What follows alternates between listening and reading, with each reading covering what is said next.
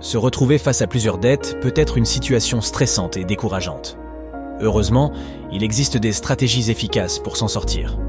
Deux méthodes populaires se distinguent, la méthode boule de neige et la méthode avalanche. Dans cet article, nous allons comparer ces deux approches, examiner leurs avantages et leurs inconvénients, et vous aider à déterminer laquelle est la plus adaptée à votre situation. 1. La méthode boule de neige. Petit à petit, l'oiseau fait son nid. La méthode boule de neige, également connue sous le nom de Debt Snowball en anglais, consiste à rembourser vos dettes en commençant par la plus petite, indépendamment des taux d'intérêt. Comment ça marche? 1. Listez toutes vos dettes du plus petit au plus grand montant. 2. Continuez à payer le minimum sur toutes vos dettes. 3. Consacrez tout l'argent supplémentaire au remboursement de la plus petite dette. 4. Une fois la plus petite dette remboursée, passez à la suivante en utilisant l'argent libéré. Exemple concret. Imaginons que vous ayez les dettes suivantes. Carte de crédit. A. 1000 € à 15% d'intérêt. Prêt automobile. 5000 € à 7% d'intérêt. Carte de crédit. B. 3000 € à 18% d'intérêt. Prêt étudiant. 10 000 € à 5% d'intérêt. Avec la méthode boule de neige, vous vous concentreriez d'abord sur le remboursement de la carte de crédit A, puis de la carte de crédit B, du prêt automobile, et enfin du prêt étudiant. Advantages. Motivation psychologique. Rembourser rapidement de petites dettes procure un sentiment d'accomplissement. Simplicité, facile à comprendre et à mettre en œuvre. Momentum. Chaque dette remboursée libère plus d'argent pour la suivante. Inconvenience. Potentiellement plus coûteux à long terme en raison des intérêts plus élevés sur certaines dettes. 2.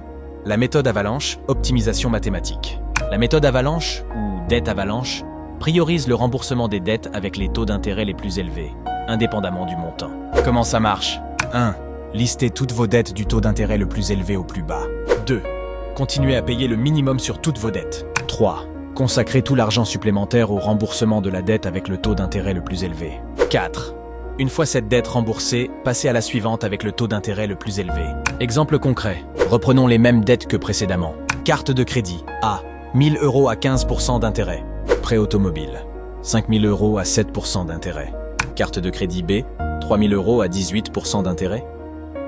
Prêt étudiant. 10 000 € à 5% d'intérêt. Avec la méthode avalanche, vous vous concentreriez d'abord sur le remboursement de la carte de crédit B, puis de la carte de crédit A, du prêt automobile et enfin du prêt étudiant. Advantages. Économise à long terme, vous payez moins d'intérêts au total. Efficacité mathématique. Optimise le remboursement de la dette. Inconvenience. Peut être moins motivant si les dettes à taux élevés sont importantes. Nécessite plus de discipline et de patience. 3.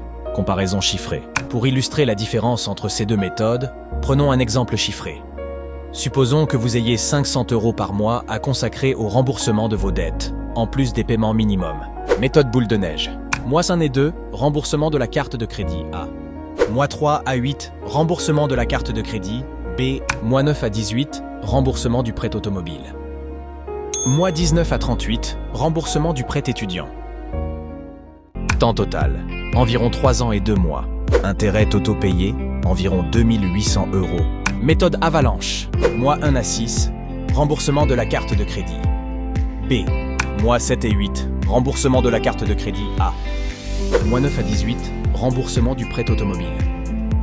Mois 19 à 37, remboursement du prêt étudiant. Temps total, environ 3 ans et 1 mois. Intérêts totaux payés, environ 2500 €. Dans cet exemple, la méthode avalanche permet d'économiser environ 300 € d'intérêt et de rembourser les dettes 1 mois plus tôt. 4. Quelle méthode choisir? Le choix entre la méthode boule de neige et la méthode avalanche dépend de votre personnalité et de votre situation financière. Choisissez la méthode boule de neige si vous avez besoin de victoires rapides pour rester motivé. Vous avez plusieurs petites dettes que vous pouvez rembourser rapidement. La différence de taux d'intérêt entre vos dettes est relativement faible. Choisissez la méthode avalanche si vous êtes discipliné et patient. Vous avez des dettes à taux d'intérêt très élevés. Votre priorité est de minimiser le coût total de vos dettes. 5. Conseils pour maximiser l'efficacité de votre stratégie de remboursement. Quelle que soit la méthode choisie, voici quelques conseils pour optimiser votre approche. 1. Créez un budget détaillé. Identifiez toutes les opportunités d'économiser de l'argent pour accélérer le remboursement de vos dettes. 2. Négociez vos taux d'intérêt. Contactez vos créanciers pour essayer d'obtenir des taux plus bas, surtout si vous avez un bon historique de paiement. 3. Envisagez la consolidation de dettes. Si vous avez plusieurs dettes à taux élevés, un prêt de consolidation à taux plus bas pourrait vous faire économiser de l'argent. 4. Augmentez vos revenus. Cherchez des moyens d'augmenter vos revenus, comme un travail à temps partiel ou une activité freelance, pour accélérer le remboursement. 5. Célébrez vos victoires. Quelle que soit la méthode choisie, prenez le temps de célébrer chaque dette remboursée pour maintenir votre motivation. 6. Restez flexible. N'hésitez pas à ajuster votre stratégie si votre situation financière change. Conclusion. La méthode boule de neige et la méthode avalanche sont toutes deux des stratégies efficaces pour rembourser vos dettes.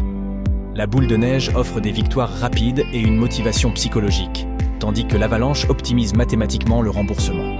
Le choix entre les deux dépend de votre personnalité, de votre situation financière et de vos objectifs. L'essentiel est de choisir une méthode et de s'y tenir. Avec de la discipline, de la persévérance et une stratégie claire, vous pouvez surmonter vos dettes et atteindre la liberté financière. N'oubliez pas que le voyage vers le désendettement est un marathon, pas un sprint. Restez concentré sur vos objectifs à long terme et célébrez chaque étape franchie sur le chemin de la liberté financière.